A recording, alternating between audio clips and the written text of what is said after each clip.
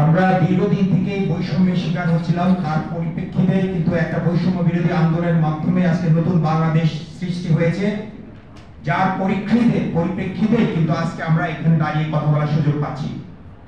কিন্তু বৈষম্য কিন্তু শেষ হয় নাই। আপনারা জানতে পেরেছেন যে আমরা চিকিৎসকরা অ্যাসিস্ট্যান্ট প্রফেসর, মেডিকেল অফিসার এই নিয়েই রিটায়ার্ড যাইতে হয় অধিকাংশ লোককেই।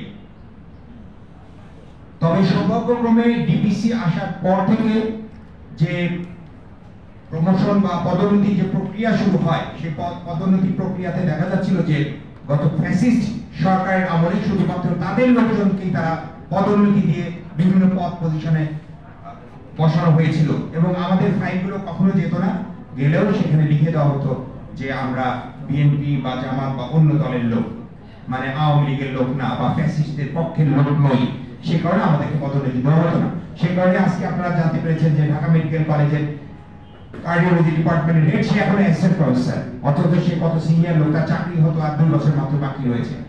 তো এরকম আমাদের এখানে অনেক লোক রয়েছে। আমাদের এখানে মায়ুসিক মেডিকেল কলেজ থেকে ইউরোলজির অ্যাসিস্ট্যান্ট প্রফেসর হয়েছেন, ওনারও চাকরি হয়তো আর 2 বছর আছে। এরকম অনেক লোকজন রয়েছেন। আজকের এই সংবাদ সম্মেলনের মাধ্যমে আমরা যে দাবি জানাতে চাচ্ছি, সেই দাবি জানানোর জন্য, দাবির সাথে সংগতি প্রকাশ করার জন্য সারা দেশ থেকে আমাদের চিকিৎসকরা আজকে এখানে উপস্থিত হয়েছেন। তো আমি ব্যক্তিগতভাবে নিউরো সার্জারি সোসাইটি এর মেম্বার সেক্রেটারি হিসেবে এই দাবি এবং এই প্রেস কনফারেন্সে যে কথাগুলো বলা হয়েছে তার সঙ্গে সম্পূর্ণ একমত পোষণ করছি, এবং অনতিবিলম্বে এই দাবিগুলো পূরণ করা হবে। সকল বৈষম্যের যারা আমরা শিকার, বৈষম্যগুলো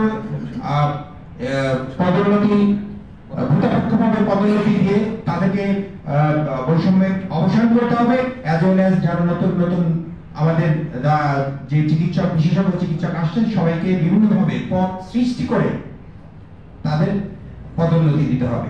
আজকে অনেক দিনের দাবির প্রেক্ষিতে অনেক বিশেষ স্বাস্থ্য ক্যাডার বিশেষজ্ঞ ফোরাম, চিকিৎসক ফোরাম আজকে একটি সাংবাদিক সম্মেলনের আয়োজন করেছে। আমরা আমাদের সোসাইটির পক্ষ থেকে এই দাবির সাথে যে যতগুলো দাবি জানানো হয়েছে প্রত্যেকটি যৌক্তিক, এবং তার সাথে আমরা একত্রতা ঘোষণা করছি। আমি নিজে 17 বিসিএস, আমাদের সাথে বহুজন আছে এখন পূর্ণ সচিব।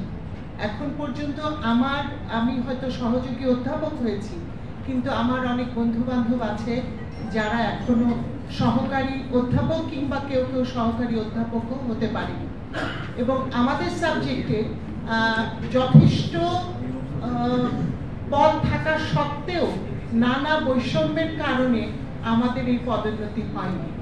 এবং আমরা 5ই আগস্টের পর থেকে ভেবেছি যে হয়তোবা এটা নিরসন হবে, এবং সেই লক্ষ্যে আমি আমার সোসাইটির পক্ষ থেকে, এবং এখানে অনেকেই উপস্থিত আছেন যারা বহুবার সচিবালয়ে আমরা গিয়েছি, তাদের সাথে মিটিং করেছি, তারা বিভিন্ন ধরনের আশ্বাস দিয়েছেন, কিন্তু শেষ পর্যন্ত আমরা এই লক্ষ্যে পৌঁছাতে পারিনি। আমরা কোনো এ ধরনের ব্যাপারে যে কোনো একটি পদক্ষেপ নেওয়া হয়েছে এখন পর্যন্ত আমরা দৃশ্যত সেটা দেখতে পাইনি।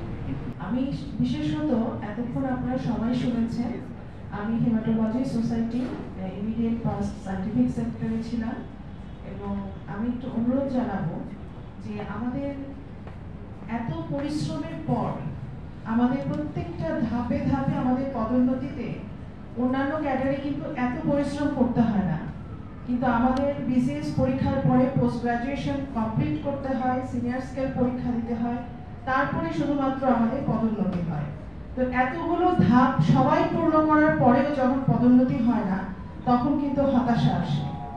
এবং আমি সাংবাদিক ভাইদেরকে বলতে চাই যে এত কঠিন সিদ্ধান্তে যখন আমরা যাব, আমাদের যেন যেতে না হয়। আমরা চাই না একটা রোগীরও কোনো ধরনের অসুবিধা হোক, কিন্তু ওই 2 ঘন্টা যে আমরা কর্মবিরতিতে যাব, কিন্তু আমরা কিন্তু জরুরি বিভাগের সেবাটা এনশিওর করছি। কিন্তু আমি দেখি অনেক সময় টেলিভিশনে বা বিভিন্ন মিডিয়াতে তখন একটা নেতিবাচক ভাবে আপনাদের সংবাদ মাধ্যমে খবরগুলো যায় যে ডাক্তাররা এই করছেন না, রোগী মারা যাচ্ছে, রোগী জরুরি বিভাগে সেবা পাচ্ছেন না। আপনারা বিনীত অনুরোধ জানাচ্ছি আপনাদের উপরে, ডাক্তারদের, চিকিৎসকদের, এই ধরনের বিশেষজ্ঞ চিকিৎসকদের সেবা যদি নিতে হয় তাদেরকে অবশ্যই স্যাটিসফ্যাকশনটা দিতে হবে, তাদেরকে পদোন্নতি দিতে হবে, তাদের যথাযোগ্য সম্মান দিতে হবে।